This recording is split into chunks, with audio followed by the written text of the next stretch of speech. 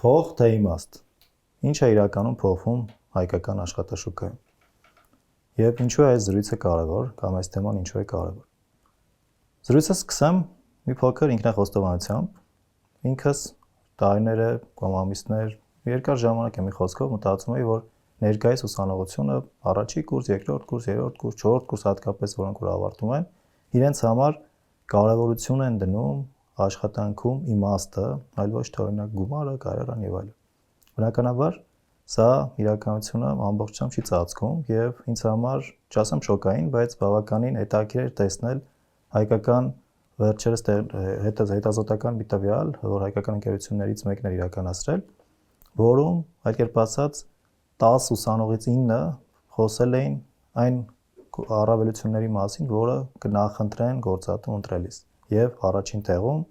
աշխատավարձներ։ Ասել է թե որևէ մեկ հոգի հնարավոր է, բայց 90 եւ ավելի տոկոսը ընտրել էր գումարը, կամ այլ կերպ ասած, կարևորում է իր աշխատանքում կամ առաջին աշխատանքում ֆինանսը։ Բնականաբար ինձ մոտ հետո հարց է առաջացել, հիմա էլ է հարց առաջանում, արդյոք ես այս ողջ ընթացքում սխալ պատկերացում ունեի կամ սխալ կերպ էի մտածում, եւ արդյոք ես չէի տիրապետում իրավիճակին եւ Հայաստանի ուսանողության համասով ունեի դուր պատկեր։ Հիմա այս հարցին կտրուկ պատասխան չեմ տա, բայց այս զրույցի ընթացքում մենք վեր կանենք մի քանի շերտեր եւ ակամայից այդ հարցի պատասխանը ինձ թվում է կծածկի։ Եվ բայց ինչու է այս թեման առասարակ կարևոր։ Գումար, թե աշխատանք, իմաստ, այսինքն այս հակադրությունը ինձ թվում է միշտ եղել է մարդկության ընթացքում եւ հատկապես ուսանողների կամ նորավարտ դպրոցականների ընտանիքում ծնող երեխա հարաբերություններում այս հարցը միշտ ակտուալ է։ Ծնողները ասում են ընտրեք այնպիսի մասնակցություն, որ կայունություն բերի, միշտ գումար ունենաք, դրան երբեմն հակադրում են նաև ապագա ուսանող այդ բայ աշակերտները, որ նրանք չէ, ես ուզում եմ, որ իմ գործը իմաստ ունենա, ես սիրում եմ սա եւ այլն եւ այլն։ Եվ թվում է ինչ-որ մի բայ, որ ծնողն ու երեխան իրար չեն հասկանում, անգամ հակասություն է կարելի ասել ծնվում, բայց փաստենք, որ սրանք նույն հարթության վրա դնելը մի փոքր սխալ է եւ փորձենք ցույց տալ նաև, որ սրանք միևնույն հարցության տարբեր բևեռներում են։ Նախ սկսենք հայաստանյան ուսանողությունից։ Ինչ է այսօր ուզում հայաստանյան ուսանողությունը։ Մեզանում գաղտնիք չեմ ասի, ինձ թվում է սերնդեսերունդ դա կրկնվող process է, որ մեզնից ավագ սերունդը իրենից նախորդ, իրենից ավելի կրտսեր սերունդին որոշակի այլ աչքով է նայում, եթե փորձենք այսպես ձևակերպել, եւ այս այժմյան, այսինքն երիտասարդությունը կամ ներկայիս ուսանողությունը 18-ից 20-22 տարեկանների մասին մի փոքր ավելի ավագ սերունդը ունի կարծրատիպ, որ ծույլ են, չեն ուզում աշխատել,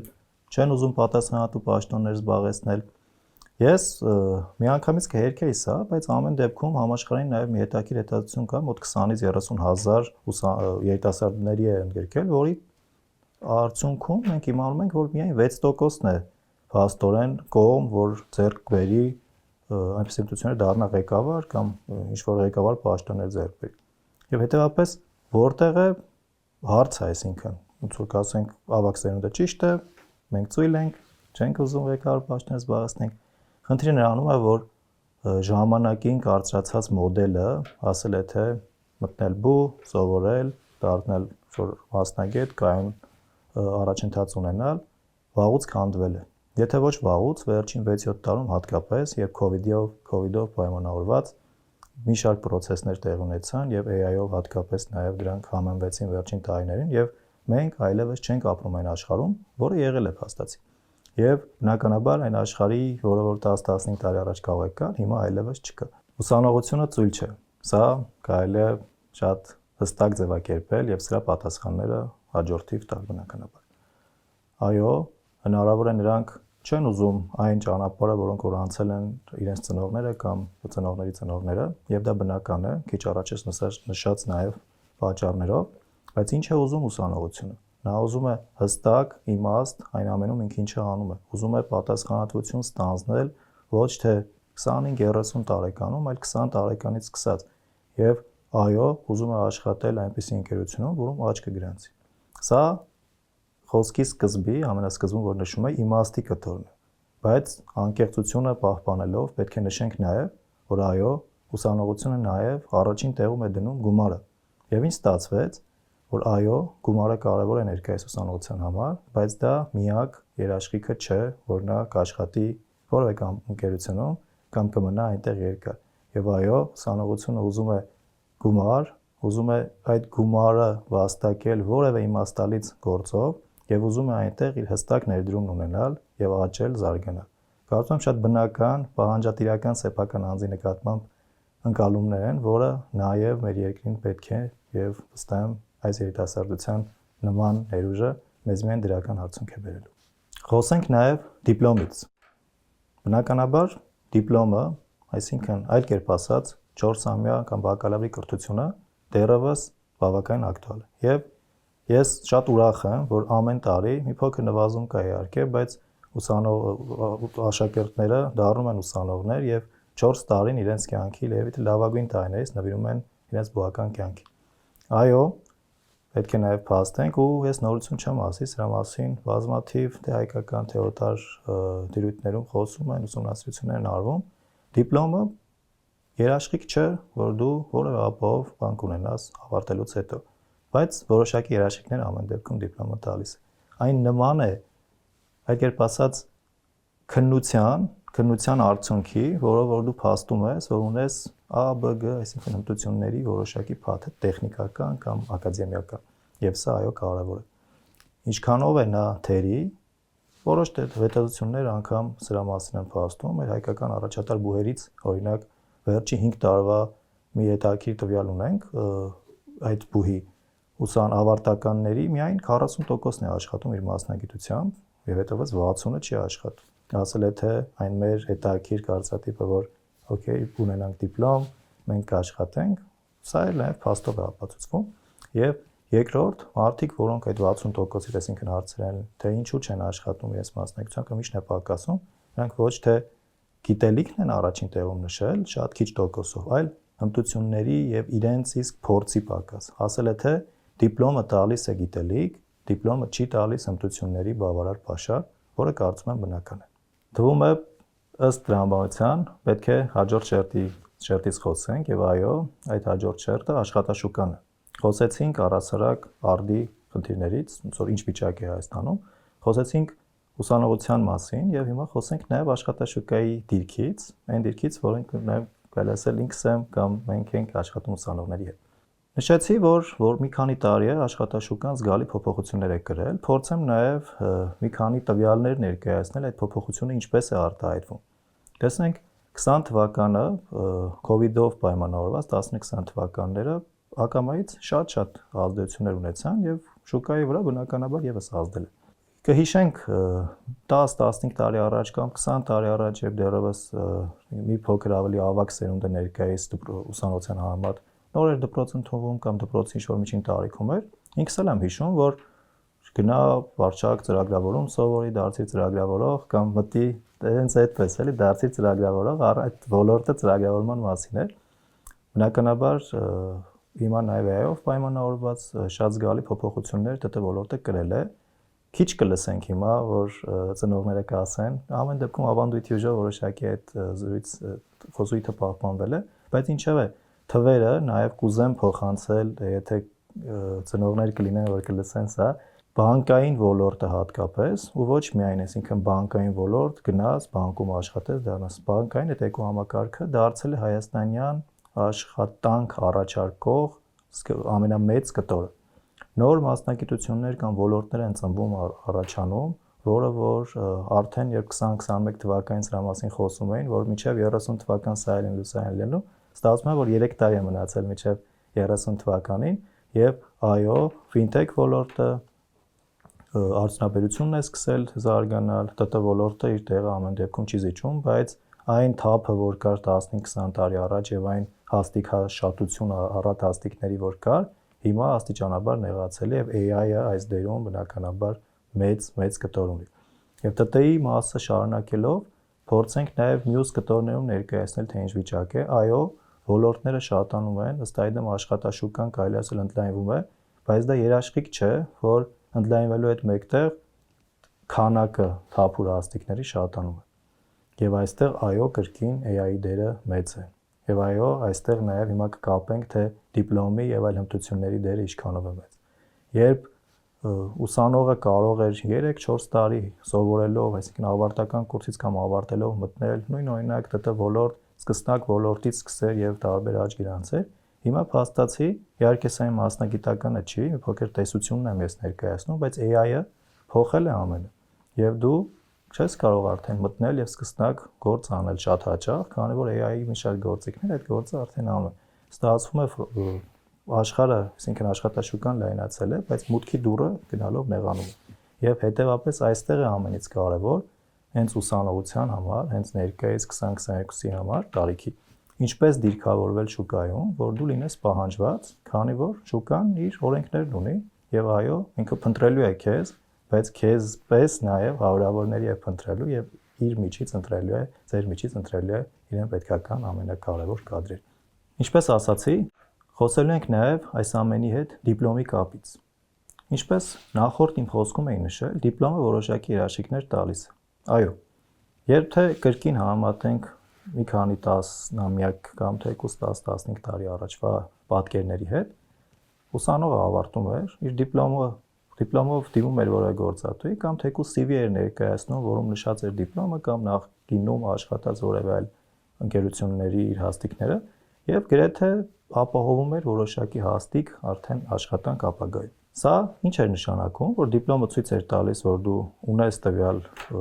մասնագիտությունից բավարար գիտելիք, նաև որոշակի փորձ աշխատանքում։ Հիմա դա գրեթե վճռորոշ չէ։ Դա այն մինիմալ շեմն է, որ գործատուն նայելով դիմորդի CV-ին, տեսնում է դիպլոմը, 2 աշխատանք ու հասկանում է, որ այո, այս դիմորդին կարելի է 1-2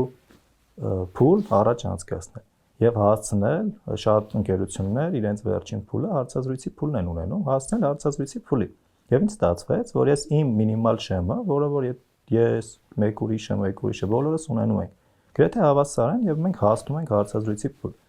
Հնարավոր է զարմանալի լինի կամ կրկնվող շատ հաճախ, մենք լսում ենք փափուկ հմտություններ եւ այլն։ Հատկապես վերջին հարցումների, որոնք որ եղել են գործատուների կողմից, այսինքն տվող պատասխաններ, ոչ մի HR-ական, այսինքն թևից սկսած պատասխան տեխնիկական գիտելիք ստուգման մասին չէ հարցազրույցում։ Եվ 5, 6, 10 կարող ենք թվել մեզ հայտնի փափուկ հմտությունների ստուգման կամ կիրառման դրանց հստակ օրինակներ բերելու մասին է։ Ինչ ստացվեց, ես իմ դիպլոմով 4 տարի սովորելով, պայմանական ոչինչ նախքան այդ չանելով, ոչ մեր հմտություն զարգացնելով, հասնում եմ, այս իդեպ կապ չունի, ՏՏ ոլորտ է, բանկային ոլորտ է, կրթական ոլորտ է, վերջ հասնում եմ հարցազրույցի փուլ եւ այստեղ է հա, որ պետք է ցույց տամ իմ ներուժը եւ իմ հմտությունները, հաղորդակցման հմտություններ, փափուկ այլ հմտություններ, օրինակ խնդիրների լուծման, ոչ թե ասեմ ես կարողանամ, այլ նաեւ շատ իդեալական կլինի, ցույց տալ հստակ օրինակներով եւ ճկունություն ցուցաբերել բարդ իրավիճակներում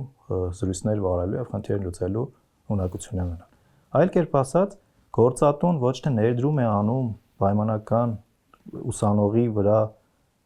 մեկ անգամյա, այլ նա փորձում է տեսնել նրա մեջ այն ներուժը, որը որ իրեն պետք կգա 10 տարի, լավ 3 տարի, 4 տարի, թե իդեալական աշխարհում 10 տարի բնականաբար։ Եվ բոլորս ստացվում է, որ շատ թանկ ենք յուրաքանչյուր կազմակերպության համար եւ նրանք ուզում են պոտենցիալ առաջնորդների փորձել հավաքագրել։ Եվ որտեղ ենք մենք կարողանալու ստանալ այդ հմտությունը կամ որտեղ ենք մենք դառնալու թրծվելու այդ առաջնորդները, որը որ մեր ցանկացած հաստիքում կարողանանք ունենալ։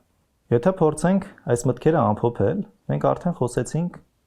հայաստանյան աշխատաշուկայի մասին, ներկա մարտահրավերների, թրենդների մասին, ինչ չէ նաև հասկացանք ինչ որ չափով, թե ինչ պատկեր է ներկայում ուսանողության մոտ եւ ինչ պատկեր է գործատուների մոտ։ Ասել է թե ինչ է ուզում ուսանողությունը, որը շատ ողջունելի է, փորձենք sense երանգյունի կազմել կամ թեկուզ մեկ գծի վրա էլ կարելի է ցույց տալ, կայուն ֆինանսական որոշակի երաշխիք որևէ ոլորտում եւ այնպիսի վայր, որում ինքը կարողանա լինել ազատ, աճել, սովորել եւ իմաստալից որևէ բան անել։ Իսկ ինչ է ուզում գործատուն։ Այո, ինքն էլ ուզում է մարդկանց, որոնք կարող են առաջնորդել որևէ process-ներ, առաջնորդել համայնքներ, նախագծեր։ Եվ որտեղ է այս ամենը ձուլվում։ Մենք տեսանք նաեւ, որ բուհը տալիս է կրթություն, տալիս է ակադեմիական բաշար, տեխնիկական հմտություններ, բայց ինչ որտեղ ինչ որ մի բան պակաս է։ Շատ տեսնում ենք, որ որոշ գործատուներ, կազմակերպություններ հնարավոր է նաև մտածում են, որ այո, բուհն է այդ տեղը, որ պետք է ամենը լրացնի, ինքս այդպես չեմ կարծում, եւ շատ ողջունում եմ մեր հայաստանյան բուհերին եւ կարծում եմ նրանք շատ լավ կարևոր աշխատանք են տանում եւ հնարավորինս ստեղծում են հարթակներ ուսանողների ինքնադրսևորման։ Եվ ահա այստեղ ինչ անի ուսանողը, որ դառնա 4 տարվա ընթացքում այն պոտենցիալ ունեցող տեխնացուն, որի համար պայքար կմղեն, այսպես ասած, շատ գործատուներ։ Եվ փորձենք այս հատվածում նաև այդ հարցին անդրադառնալ։ Եվ ինձ շատ օգնության կգա մեր մի քանի տվյալ, որ շատ թարմ են, այսպես ասած, եւ շաբաթներ առաջ ենք հետազոտել։ Ինչպես նշեցի, իմ խոսքի եւ ամենասկզբում բավականին ուսանողների հետ հասցրել ենք աշխատել դիմորդների այս տարիներին։ Մի հետաքրքիր վիճակագրություն հենց դիմորդների եւ նրանց հաջողության պատմություններից եմ ուզում կիսվել, որը ինձ համար անկեղծ բացահայտում էր եւ կարող է այդ հայացքով չէի նայել, փորձեմ կիսվել բնականաբար։ Եվ ինչն է, ի վերջո, ուսանողին դարձնում այն ամենապատրաստված, ամենացանկալի տեխնացուն գործատուների համար, փորձենք այդ հարցին պատասխանել։ Առաջինը, եթե փորձենք 3 կամ 4 թվարկում անել, որը նաեւ հենց մեր տվյալների հիման վրա է, դա ոչ աշխատանքներ տարբերվող ոչ է։ Դա եթե ուսանողը իր կյանքի որոշ փուլում հատկապես դպրոցական տարիքից հիմա շատ տարածված է կամ առաջին երկրորդ անում է կամավորություն։ Այս բառը կարելի է ձևափոխել մի փոքր ավելի բացել, ասել է թե ոչ թե նա գնում է կամ ինչ որտեղ նաև ստիպված ճարահատյալ որոշ դեպքերում մենք կարիքից դրդված աշխատում ենք, այլ ինքն է ընտրում ինչ անել, ինքն է ընտրում ինչ վերցնել իր ձեռքը եւ սա շատ լավ երևում է հետագայում եւ իր վրա լավ հետք է թողում։ Կարող եմ օրինակներ բերել մեր իսկ փորձից այս շաբաթներ առաջվա երբ ավարտեցինք մեր կամավորական կամ internship-ային ծրագրերը, երբ 19-20 տարեկան ուսանողը լինելով փակ, հնարավոր է այդ բանին շատ փակ, ինչ որտեղ ամաչկոտ դրսևորում ունենալ, կարողացավ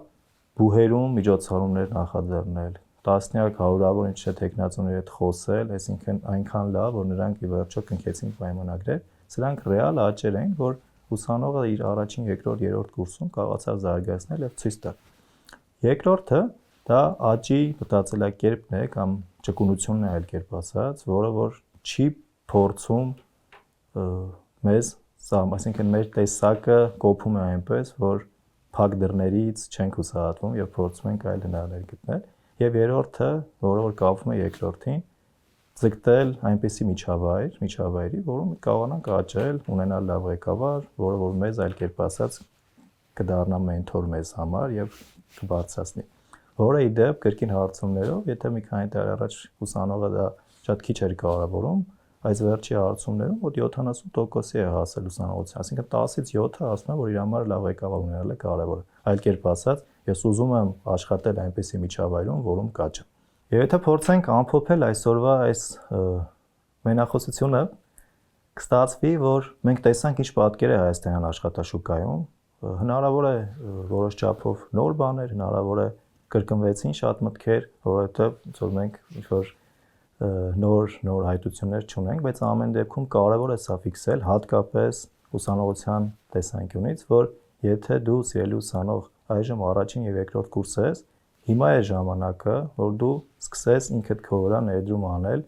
տեսնել, փորձել, հմտություն ձեռք բերել, ճանաչել շատ գործատուների ոչ թե մեկ ուղղությամբ եւ մտածել, որ այո, սա է վերջնականը, որովհետեւ շատ արագ է աշխարհը փոփոխվում, բայց ճանաչելով ներկայումս որևէ գործատուի կամ մի քանի գործատուների, շատ հավանական է, որ դու մի քանի տարի հետո ավելի լավ պատկերացում կազմես հայաստանյան ու ոչ միայն հայաստանյան պատկերի մասին։ Սա մեկ, եւ եթե փորձենք երկրորդ, երրորդը թվել, կարևոր է չսպասել։